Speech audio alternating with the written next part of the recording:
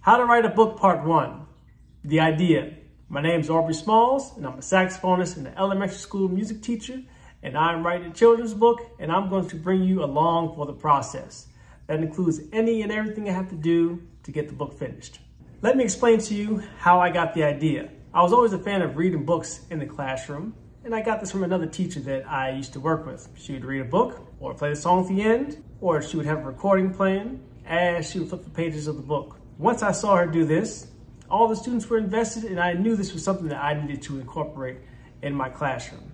Once we finished our movement activity, I would have them come back to the carpet, go back to their seat, and I would read the book.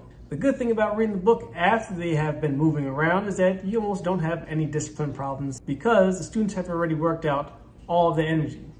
The books I like the most are the ones that have the music notes in the back of the book. So that way, once I finish reading the book, I can point to the page with all the music on it and say, look, boys and girls, this is what I need to look at to be able to play it on my instrument, to sing the song to you, and teach you the song. After I show them that, it's almost a guarantee that one of the students in the classroom is going to raise their hand and say, can you play it, Mr. Smalls? After I read the book, I sing the song to the students, and the only thing the students have to do is sit and listen. Next week, I'm going to reread the book, ask the students what it was about, then I'm going to play the song again, then I'm going to teach it to them.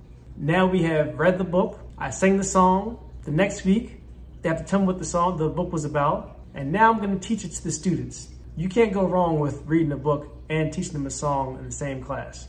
That's one of the main reasons I like to incorporate a book in music. The second part of writing the book is that students will always let you know what is popular. Let's take unicorns, for example.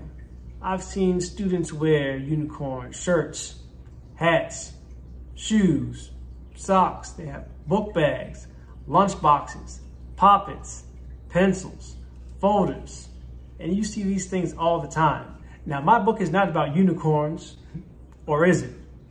What do you think? I can't tell you quite yet, but eventually I will tell you what the book is about. The third part of how I got the idea for the book is the workshop that I went to. During these workshops, a specific teacher or teachers will have a lesson plan that they have come up with, and they will present it to the rest of the teachers who are in the class. Let's take the unicorns, for example. If there's a book about unicorns, the teacher says, I want to write a lesson plan to use this book. They write the lesson plan, they use it in their classroom, and they share it with us, and they have us do what the students would be doing. After the presentation, I had no idea or intention of writing a book, but I had a lesson plan, and there was a book that was already written about my subject, and so the idea just kind of stayed in my head. Let me give you the timeline of these events. In October of 2019, I went to the workshop. In April of 2021 is when I started writing down the first ideas of the book. Before I knew it, a seed had been planted in my mind, and it took almost a year and a half before it started to sprout.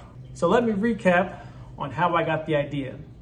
1, I had always liked reading the books in the classroom that had music to go along with it. 2, students will always let you know what is popular about what they're wearing, what they bring to class, or what they're talking about. And 3, the workshop that I went to was the final thing that gave me this idea. Now I'm taking this idea and bringing it to life. I do have a few questions for you. What do you think my book is about? What books do you remember from your childhood? And what books have you read or sing to your kids right now? Leave a comment, follow me to see the process and to find out what the book is about. Don't forget, if you go to smallsmusic.com, you can check out my self-published book called Fun Songs to the Classroom, where I have 20 original songs you can teach to your students. I would love for you to check it out.